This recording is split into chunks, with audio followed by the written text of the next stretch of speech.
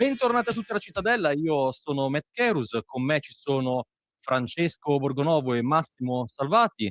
Sabato abbiamo visto scontri durissimi, a Scatasuna il centro sociale ha messo a fuoco e fiamme tutta Torino, più di 100 agenti feriti, un poliziotto peraltro di 29 anni, padre di famiglia, preso a martellate sul corpo.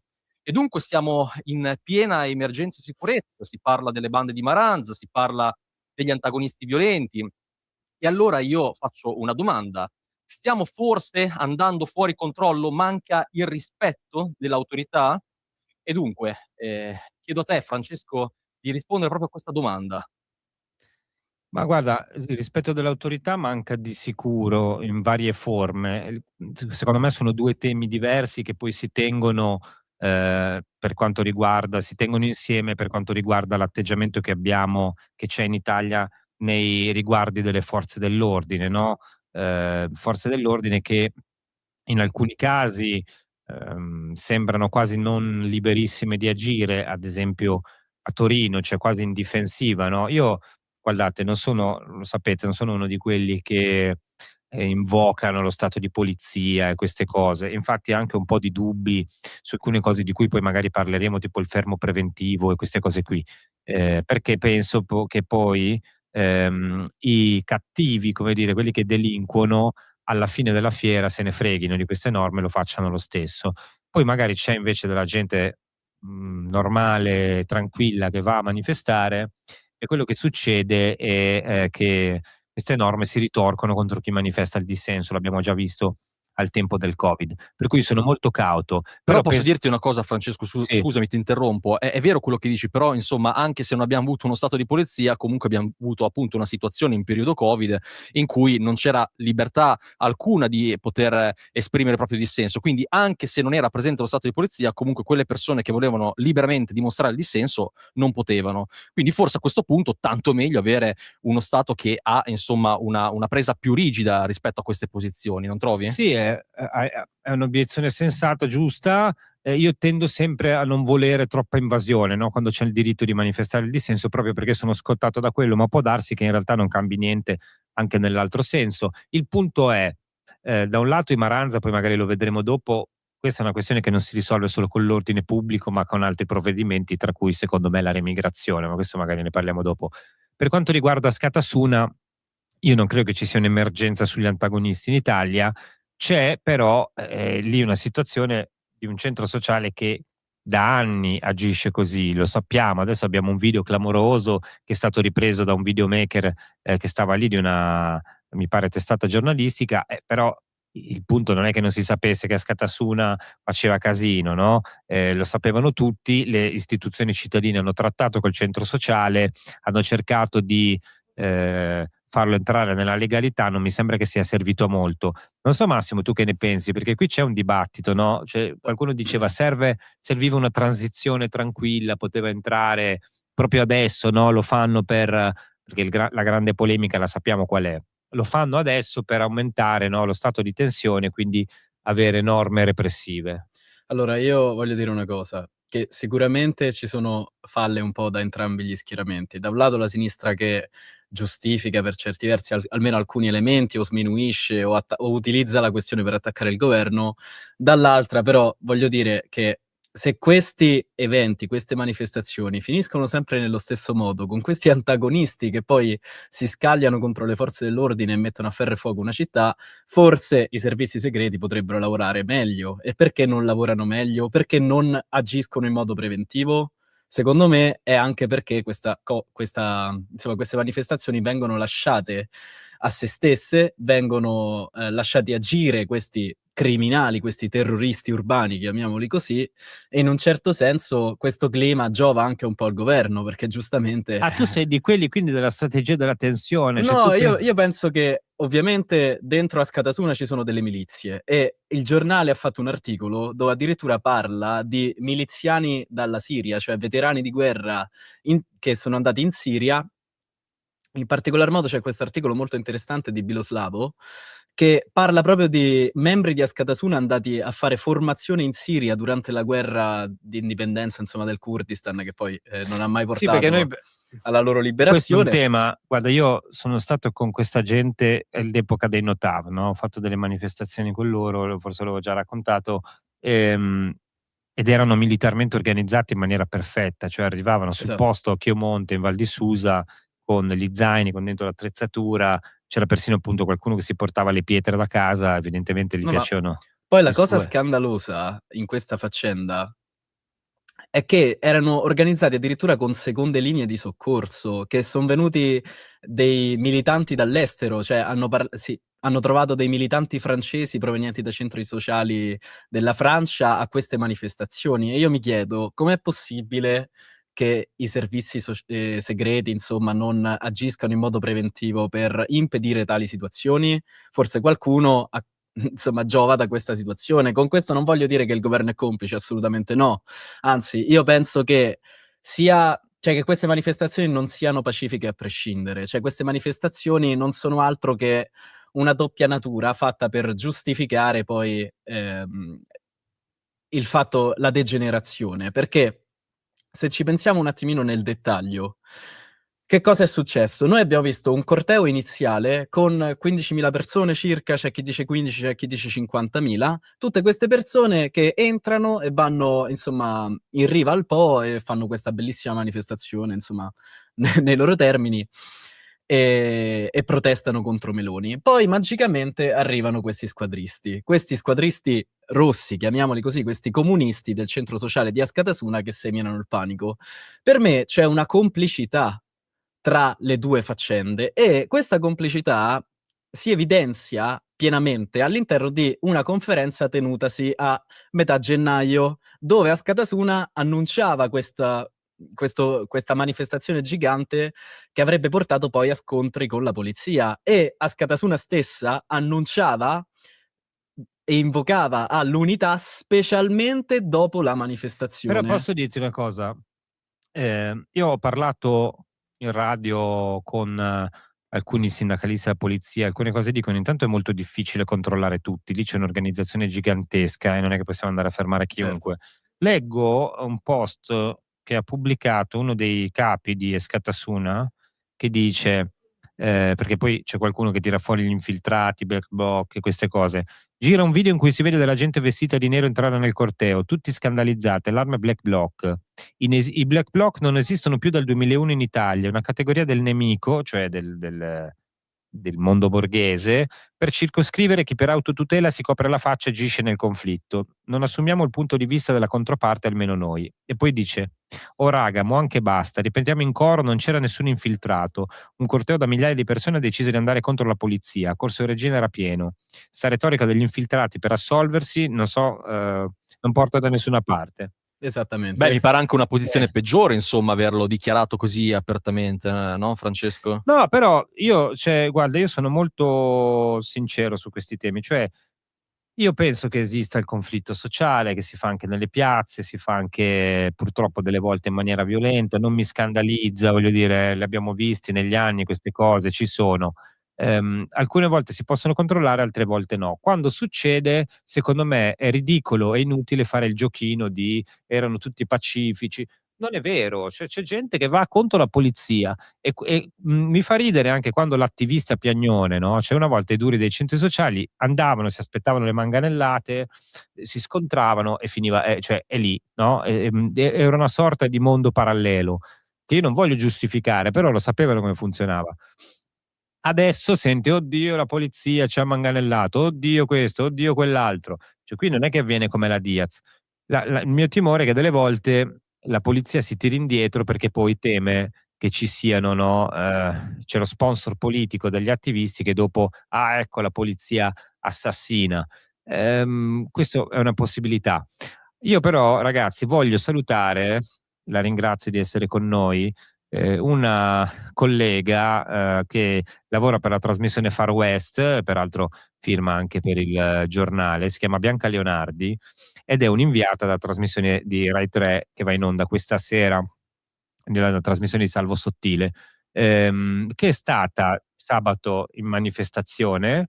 Ciao Bianca, eccoti, benvenuta. È stata sabato in manifestazione e ha avuto qualche brutta esperienza. Che ti è successo? Ci racconti? Beh sì, noi stavamo con la troupe di Far West in manifestazione, seguivamo il corteo e stavamo semplicemente documentando quello che stava succedendo. Era una parte, diciamo, eravamo ancora nella prima, insomma, comunque metà corteo, quindi non stavamo nel mezzo diciamo, alla guerriglia che dopo si è scatenata come era prevedibile.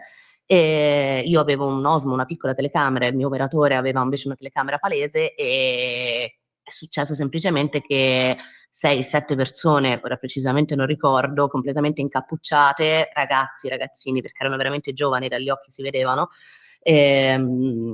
completamente camuffati con passamontagna e occhiali alcuni, insomma guanti, tutti vestiti di nero, mi hanno assaltato da dietro iniziando prima tirandomi insomma, delle spinte così, perché non volevano che riprendessi la manifestazione, perché quello stavo facendo, eravamo in corteo.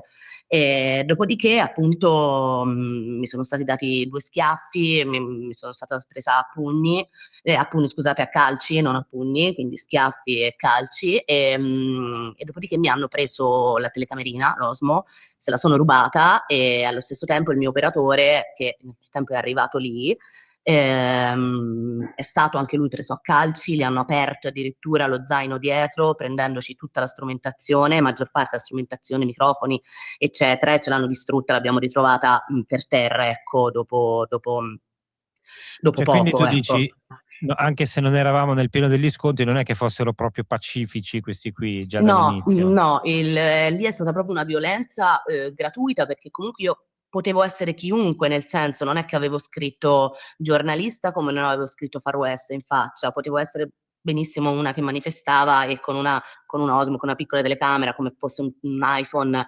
riprendevo il Forse corteo, pensavano che tu ecco.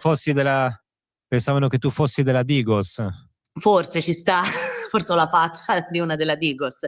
No, in realtà questo è molto, anche perché poi dopo è continuato, cioè dopo ci hanno veramente, noi abbiamo continuato a girare, però siamo stati costretti a uscire dal corteo attraverso i calci e tutto, quindi proprio dal fiume delle persone, dopo siamo andati, comunque di nuovo ci hanno preso a calci nuovamente.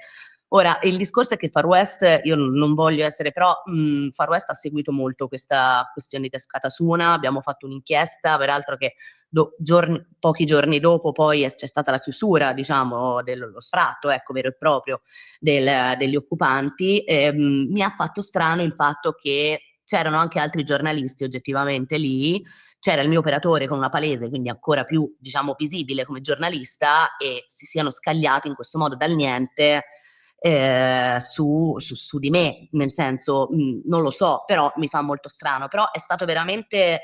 E la cosa che ci ha fatto ancora più, diciamo, al di là dell'aggressione fisica, nel senso, è che persone adulte, una volta che siamo usciti momentaneamente dal corteo, persone adulte, quindi non ragazzini, ci hanno detto: hanno ragione loro, voi non dovete documentare queste cose qua, hanno ragione loro.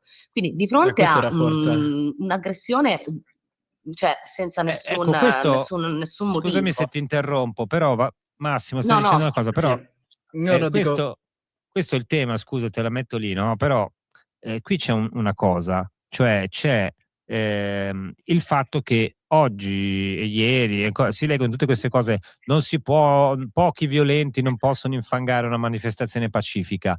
C'è sempre questo racconto secondo cui un gruppo c'è un sacco di agnellini, gente motivatissima, brava, e poi pochi stronzi che entrano dentro e seminano il panico in nome del dio della guerra, del Black Bloc. bravo. Secondo me non è proprio così la Esatto, storia. ma infatti non esistono manifestazioni pacifiche in questo caso, questi erano tutti organizzati, cioè avevano già deciso tutto a tavolino a metà gennaio, ci stanno gli articoli di giornale con tanto di descrizione, con tanto di locandina fatta da Zero Calcare che annunciavano proprio esplicitamente la guerriglia urbana. Questi non sono tutti pacifici, questi erano già organizzati, hanno semplicemente fatto una doppia natura del corteo per giustificare le manifestazioni, dicendo: vedete, però la maggior parte non ha fatto nulla, sono stati questi infiltrati. Cioè è una tecnica che utilizzano per giustificare quello che è accaduto, Sì. per dire non è la manifestazione il problema, sono gli infiltrati, quando in realtà sappiamo benissimo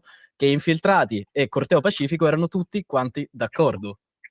Sì, Beh, anche infatti. perché Scusami, e poi do subito la parola a Bianca. Il punto è che non è che si manifestasse, non so, per la casa che manca, per il salario che non c'è, per dei temi sociali, cioè si manifestava perché hanno sgomberato Scatasuna, cioè era una manifestazione a favore del centro sociale, non masse di gente, di popolazione che sentiva l'irrefrenabile desiderio di scendere in piazza per un diritto negato, no, Bianca?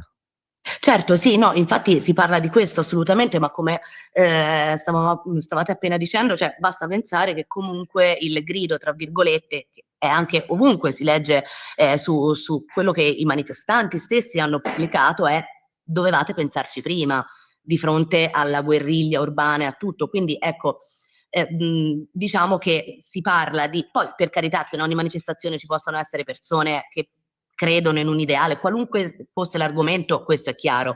Però in quel caso sappiamo il contesto che è Scatasuna, lo conosciamo, cioè non è un centro sociale qualunque e non è che è nato ieri.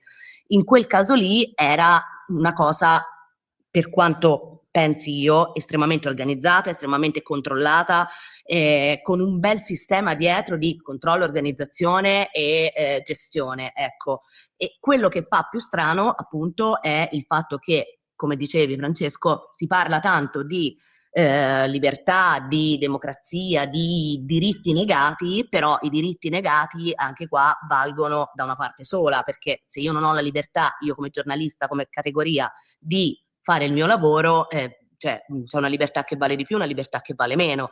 Motivo per cui appunto stasera io sarò di nuovo a Torino con Far West e Far West tornerà di nuovo davanti alla Scatasuna a vedere cosa succede e a capire se è possibile incontrare qualcuno, insomma, continuare a fare il nostro lavoro, ecco, nonostante quello che è successo. Ma cosa avete visto voi in queste inchieste che avete fatto? Cioè, non è un centro sociale qualunque, cosa significa? No, nel senso che questa inchiesta, a Scatasuna ha una storia comunque molto lunga, cioè, ripeto, non generalizzo perché non lo faccio mai, quindi non è che tutti quelli che sono gravitati da Scatasuna o gravitano intorno a Scatasuna sono persone violente per forza o eccetera. Però chiaramente a Scatasuna è stato da anni, da 30 anni di occupazione, ma comunque da lì sono passati, diciamo, i leader di varie ideologie, che può essere l'anarchia, ma come possono essere un po' tutti. Adesso è, diciamo, un potpourri di cose, come sappiamo spesso si lotta per tutto insieme, no? Questa famosa unione delle lotte. Però Scatasuna ha un passato molto molto forte, cioè ci sono passate veramente persone anche pericolose, che hanno anche condanne, persone che stanno in carcere, persone che quindi non sono i primi che diciamo si organizzano, i primi che scendono in piazza per una manifestazione, sono persone che sono abituate a questo, sono persone che ne sanno anche fare queste cose qua. Quindi non è il primo centro sociale, ecco, che cioè, è No, diverso direi un po' che sia un'organizzazione abbastanza, diciamo, militare è piuttosto chiaro anche dalle inchieste che hanno avuto nel certo, corso degli certo. anni, no? E infatti nell'inchiesta di Far West è stato appunto quello che mi chiedevi te, cioè è stato semplicemente dimostrato che nonostante quello che fosse stato detto, quello che fosse stato fatto, il famoso patto, no, tra l'amministrazione comunale e il centro sociale, anche se non era proprio fatto col centro sociale, ma dei cittadini che garantivano, avrebbero dovuto garantire, diciamo, no, Sì, abbiamo avuto Giorgio Cremaschi che era uno dei garanti ecco, qui. appunto, esatto, e in realtà però alla fine quel posto è sempre stato occupato, nonostante fosse inagibile, nonostante ci fosse stato uno sfratto, nonostante nessuno poteva entrare lì. E dal momento in cui poi siamo entrati e abbiamo trovato persone dentro, brandine, letti, bar, persone che parcheggiavano addirittura la motocicletta dentro, quindi vivevano anche al piano di sopra, è chiaro che lì si passa anche cioè da un'altra parte, cioè si passa in un altro C'è stato il argomento, no? problema di totale illegalità. Allora io voglio ringraziare Bianca Leonardi che è stata con noi, le faccio in bocca al lupo per il suo lavoro, ovviamente non serve a niente, però insomma la massima solidarietà per quello che le è successo, prendere calci e pugni non è una cosa bella, soprattutto quando si sta semplicemente documentando. Peraltro Far West non mi risulta che sia una trasmissione, voglio dire, paranazista che pregiudizialmente va contro questo o quell'altro. È una trasmissione che fa il suo lavoro e racconta le cose, insomma, dalla sua prospettiva, mi sembra anche equilibrata, quindi qui vuol dire proprio essere contro la libertà di informazione. Ci fermiamo un istante, direi ragazzi, torniamo fra un attimo.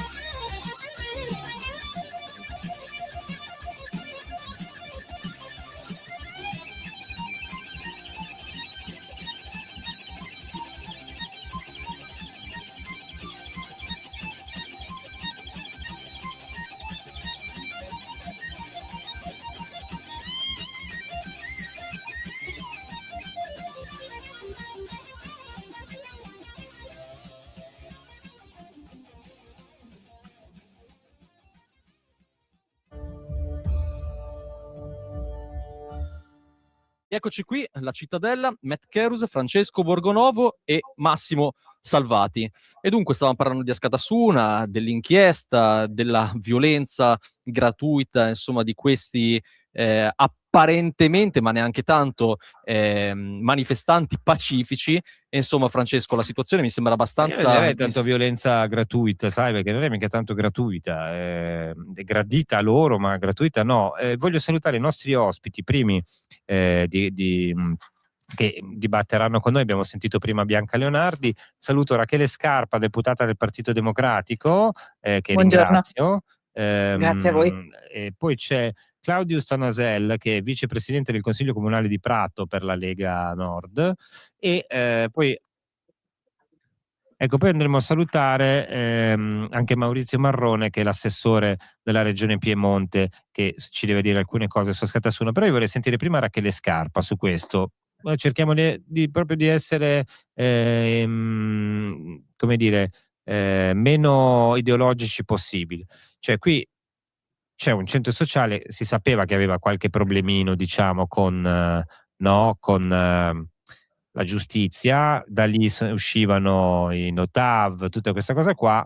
Si è cercato di trattare, ma evidentemente forse coprirli e cercare un dialogo non era la cosa migliore. Ma non penso si tratti di coprire, peraltro sento un po' della retorica che abbiamo visto anche poche ore dopo gli orribili filmati, inaccettabili posso dire, che abbiamo visto dell'aggressione al poliziotto da Giorgia Meloni. Non si tratta di coprire, si tratta di condannare la violenza lì dove c'è e dove peraltro secondo me fa comodo soltanto a quei gruppetti e a chi ha interesse a promuovere politiche invece di una stretta securitaria in risposta, no? Di natura più repressiva. C'erano 20.000 persone in piazza che con quelle violenze non hanno nulla a che fare. Io respingo la retorica che ho sentito dal Presidente del Senato, per cui la piazza che scende per chiedere una gestione diversa degli spazi sociali, della vita delle comunità, anche a partire dallo sgombero di Askatasuna, che ha corrisposto alla militarizzazione di un intero quartiere per diverso tempo, e che gli abitanti stessi di quel quartiere ci dicono essere stata a suo modo un qualcosa di problematico, comunque di un impoverimento in generale Questo lo sento anch'io, però del posso quartiere. dirle, lei ha iniziato dicendo sento la retorica, però io un po', mi permetta, sento la retorica dall'altra parte, cioè di Askatasuna come una specie di centro di dame della carità che aiutano il quartiere, fanno attraversare la strada alle vecchiette, Guardi, fanno queste robe qui, no? no, E io lo capisco sinceramente ci credo Borgonovo. poco. Cioè, mi perdoni, io non so a chi giova, però lei pensa che il governo abbia lasciato fare, che la polizia abbia lasciato fare questa gente per alimentare il clima di tensione? No, non mi spingo a fare questo tipo di teorie che insomma si avvicinano un po' troppo al complotto. Penso che tutti dovremmo impegnarci, soprattutto noi che insomma rappresentiamo le istituzioni in questo momento, ad abbassare il clima della discussione, perché se finiamo a parlare di terrorismo rosso e strategia della tensione, penso che commettiamo un errore che non ci porta da nessuna parte e penso che anche non restituiamo però correttamente quella che è la realtà, Allora la direi di realtà delle sentire cose. le istituzioni. Maurizio Marrone, assessore della Regione Piemonte, tra l'altro che ha un rapporto, diciamo, di amicizia e stima con Askatasuna, diciamo soprattutto da Askatasuna nei suoi riguardi. Di attenzione reciproca, diciamo. Sì, ma le hanno fatto anche, insomma, recapitato dei messaggi tipo di San Valentino recentemente, perché l'accusano di essere quello che li ha fatti sgomberare. Ma sicuramente io in regione ho fatto approvare una legge regionale che vietasse di utilizzare i beni comuni come norma per regolarizzarli, quindi sicuramente un ruolo l'ho giocato. Ho ostacolato questo patto di collaborazione sin dall'inizio perché in realtà noi le violenze di Askatasuna le possiamo dividere in due fasi. Prima dello sgombero, quando il comune li ospitava con il patto di collaborazione, aggredivano le redazioni dei giornali, aggredivano le forze dell'ordine, quello continuano, aggredivano i grandi eventi, aggredivano imprese private a cui loro insomma muovevano delle accuse ovviamente sempre di fascismo, aggredivano sostanzialmente la città nelle sue varie declinazioni.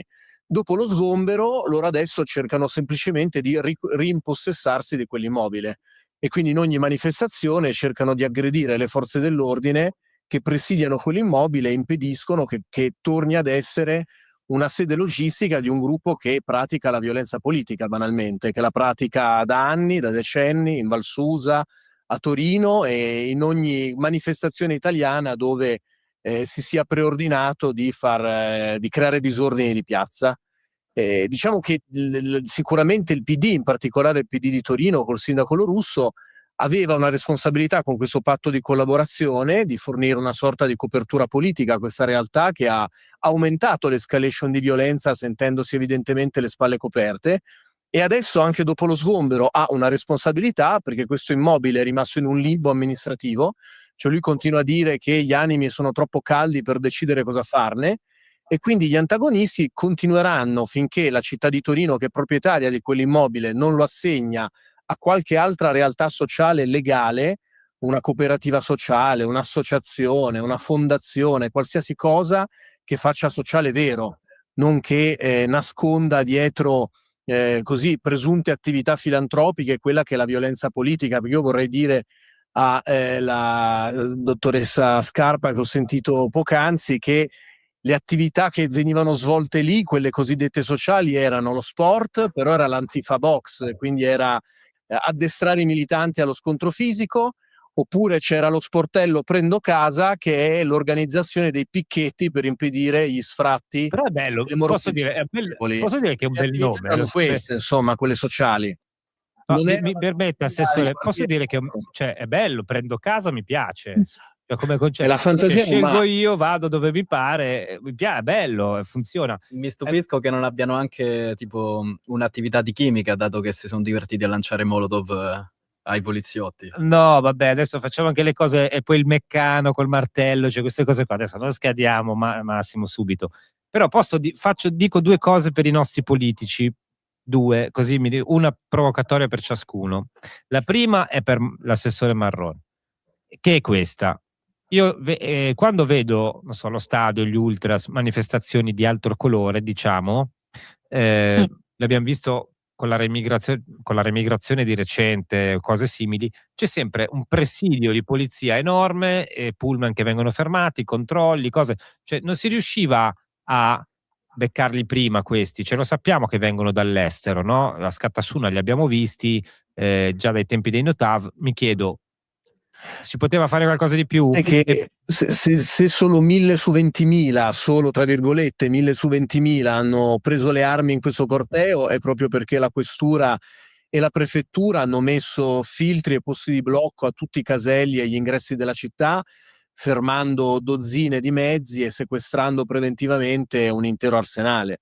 Poi è ovvio che richiamando tutto l'antagonismo violento non solo d'Italia ma anche dal resto d'Europa, dalla Francia, dalla Grecia, da altri paesi, è ovvio che poi una parte comunque inevitabilmente passa, perché siamo sempre sotto Schengen. Però posso solo dire che è stata fatta un'enorme azione di prevenzione, ma soprattutto che negli ultimi tempi finalmente anche la piazza viene gestita come giusto che sia, con rigore. Abbiamo rivisto proprio con lo sgombero di Askatasuna gli idranti spazzare via i manifestanti violenti. Io devo dire che fino allo sgombero di Askatasuna gli idranti li avevo visti usare solo contro i portuali di Trieste durante il Covid. Ecco, allora, Rachele Scarpa, che poi ovviamente ha la facoltà di rispondere a tutto quello che abbiamo detto, poi vado anche da Naselle, a cui chiedo un attimo di pazienza, però la mia frecciatina è questa. Parlava Marrone del PD di Torino, e qui risponderà lei. Io le dico però che le faccio un esempio, una cosa che mi ha dato molto fastidio. Abbiamo visto un festival letterario a Roma dove doveva intervenire un editore che è legato a una realtà che si chiama Casa G, che è una realtà militante di destra, insomma così.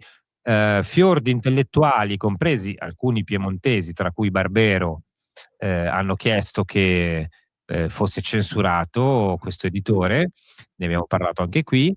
E poi l'ottimo Zero Calcare, che ha questo vizio, dice: io non vengo alla manifestazione, alla kermesse letteraria, perché io vicino ai fascisti non ci sto, mi fanno schifo, non ci parlo, quindi non vengo. Vendevano comunque i suoi libri, però lui non c'è andato. Allora io mi domando, da chi si mette sempre così a fare, no, il maestrino, scrive su Repubblica, poi questo fa la locandina per la manifestazione di Askatasuna, al di là della sua, come dire, il cortocircuito fa lavorare per Netflix, che è una multinazionale, poi fare locandine nel centro sociale, ma questi sono affaracci suoi. Però trovo un po' sgradevole quest'idea per cui la violenza è solo fascista, ecco, questo è un po' il refrain, no? Invece possiamo trovarci questo che sponsorizza tutto e poi a ogni manifestazione di sinistra è coccolato, abbracciato, fa le cose per Repubblica, cioè c'è una commistione, Scarpa, che vista, se fosse così dall'altra parte, ogni 2 secondi Beh, ci sono è trasmissioni così, televisive. è così dall'altra parte, su via. La violenza vi- politica è teorizzata sia a destra che a sinistra, da gruppi Ma- politici che la praticano come pratica politica. Il conflitto che può essere quello di i gruppetti che vanno a fare le ronde per picchiare gli stranieri, documentatissimo, articolo 52, quei gruppetti lì.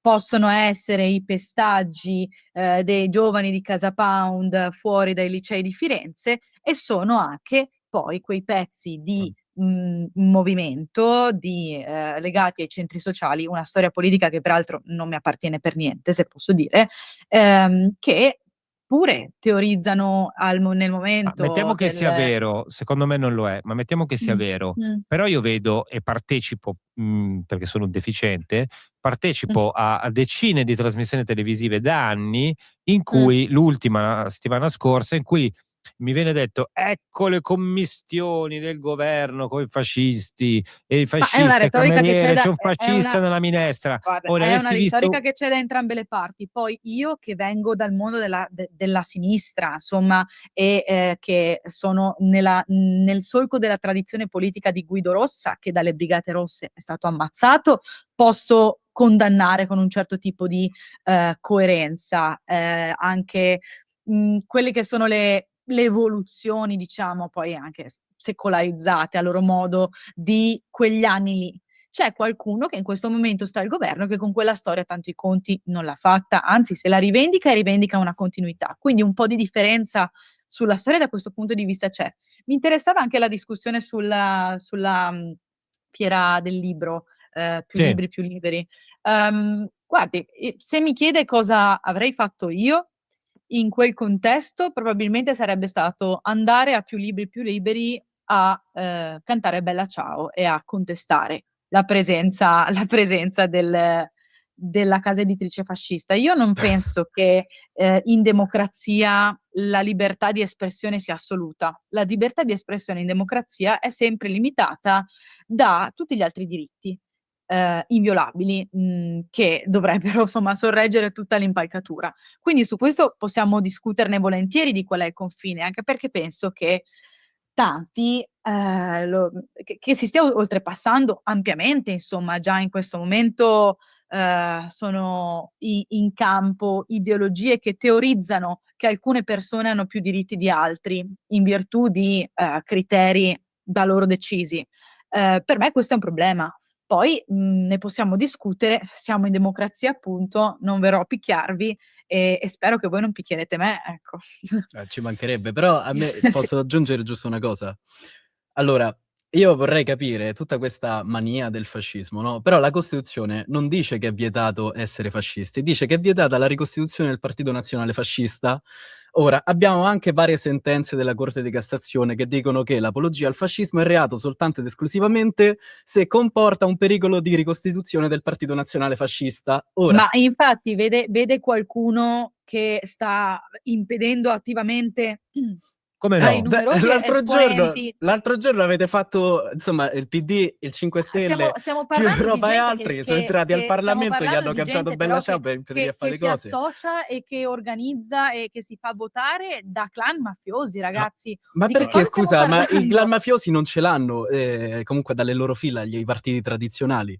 Sono usciti 18 milioni di scandali su Forza Italia, sulla sinistra, sul 5 Stelle, tutti Che vicini ai dovrebbero essere mafiosi. pensati. Ma E allora scusi, però nessuno l'ha detto la niente. Non sinistra vicina ai sovrapponetevi. mafiosi, mi In scusi? certi ambiti sì, cioè, al sud sono usciti vari Però scandali. Dove? un attimo di ordine. Allora, Non so di che parla. Ho le menzionato cose anche Forza mafiose non Italia c'è, poi, però non è che ho lasciamo detto stare le altro. cose mafiose. Qui c'è un punto, no? Claudio Sanasel della Lega, origini romene, giusto? Fieramente romene.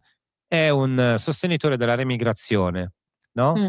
L'altro giorno ci doveva essere un convegno dentro il Parlamento, cioè il Parlamento, lo dice la parola, servirebbe a parlare, no? Sì. E non si può fare il convegno Stanasel per la remigrazione, però poi quello che il disegnatore, non so, che fa le locandine per Askatasuna può andare in giro a dire quello che vuole, giustamente, e a fare la morale a tutti. Io continuo a pensare che ci siano due pesi e due misure, mi consentirete. Poi c'è dalla retorica a destra, c'ha ragione la Scarpa, per carità, guardi Scarpa, io non sono di quelli legge e ordine, che non esiste lo scontro sociale, che tutti i comunisti sono cattivi, non ci sono manco più i comunisti. Quindi, per carità, però mi permetta, un convegno, andare fuori, entrare in un'aula per impedire un convegno, Stanasel, cioè, non mi sembra una cosa molto democratica. Ma guardi, partiamo dal presupposto che l'iniziativa che prevedeva la presentazione della proposta di iniziativa popolare, che era stata concessa grazie a un parlamentare della Lega, Domenico Fuciuele, aveva, rispettava tutti i regolamenti e tutte le regole previste all'interno dell'assegnazione delle sale stampa da parte del Parlamento.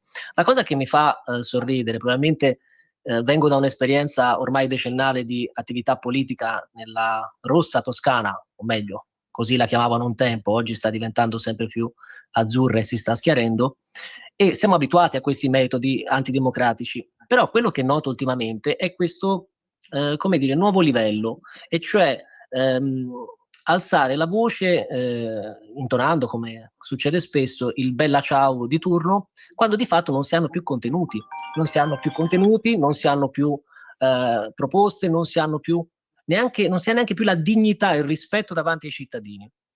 Io considero che quanto accaduto qualche giorno fa è l'ennesima vergogna di una sinistra che sta veramente mostrando i propri limiti, perché in un periodo storico in cui i consensi crollano vertiginosamente, vedere che l'unica risposta è buttarla come sempre io lo chiamo il fascismo preelettorale, è quella forma di narrativa che è l'unica purtroppo proposta di massa al centro-sinistra, in questo periodo fa un po' sorridere. Dall'altra parte io invece vorrei affrontare un tema fondamentale, quello che milioni di persone, e mi riferisco a oltre 5 milioni di cittadini stranieri che vivono in questo paese, che sono ben integrati, che amano l'Italia, che qui hanno casa, famiglia, lavoro, attività, sono i primi a sentirsi offesi da parte di quei cittadini stranieri e quelli irregolari che continuamente delinquono e macchiano l'immagine di intere comunità per bene, e siamo i primi a volere la remigrazione per tutti quei cittadini stranieri irregolari. E Adesso poi soprattutto di emigrazione parliamo, come ho detto, lei di origine straniera perché è toscano, e quindi rispetto a noi ovviamente qui siamo tutti, no, sto dicendo una cretinata, ovviamente si sente l'accento. Come si sente l'accento, sì, infatti così lei ha questo Dante sulla lingua che è anche molto invidiabile. In conclusione, Maurizio Marrone, che succede adesso con Askatasuna? Cioè, come vi gestite? È silenziato? È muto? Maurizio, non ti sentiamo? Sei muto? No, a posto. Sentite? Sì, ora Sentite, sì. Vai. Askatasuna è sotto sequestro, ma resta chiaramente una proprietà del Comune di Torino, e quindi in realtà resta in ostaggio delle contraddizioni interne al centrosinistra torinese, che da un lato ha i partiti più moderati, centristi, dall'altra AVS, che è scesa in piazza ufficialmente al fianco di Askatasuna e la rappresenta, possiamo dire, sostanzialmente all'interno del Consiglio Comunale. In mezzo c'è il PD con le sue varie anime correnti che insomma si becca un po' a vicenda, e resta in una posizione di Anche sostanziale... la Lega è a varie anime correnti comunque. Sì, per carità, però almeno non ci polarizza la capitale dell'antagonismo mondiale e non lo lascia Magari lì il nel governo sì, limbo. però. Vediamo. Diciamo che la speranza è quella che il Comune di Torino, capendo che continua a tenere un focolaio acceso con questa destinazione non chiara di questo immobile storico e simbolico, come dicevo, lo affidi con un'evidenza pubblica e quindi con un bando e quindi con una trasparenza sotto gli occhi di tutti a una realtà sociale e legale. Si possa destinare a un altro. Direi che ci dobbiamo fermare per questa puntata, Matt. Sì, Francesco, però ci visto fermiamo. che il tema c'è ancora tantissimo da dire anche sulla remigrazione, poi vorrei sentire ancora, perché poi è giustamente in minoranza Rachele Scarpa qui, quindi la ringrazio anche di fare un po' così questo ruolo gladiatorio in mezzo all'arena con i leoni, che siamo noi, però siamo leoni di pezza, buoni, quindi per modo di dire. Addomesticati. Quindi proseguiamo alla prossima. Domesticato sarai te, va subito. Uno fissa un confine, questo lo deve varcare. Vai, tagliati i capelli e vai a lavorare, Massimo. Vai. Grazie a tutti, ci vediamo alla prossima puntata della Cittadella. Un saluto.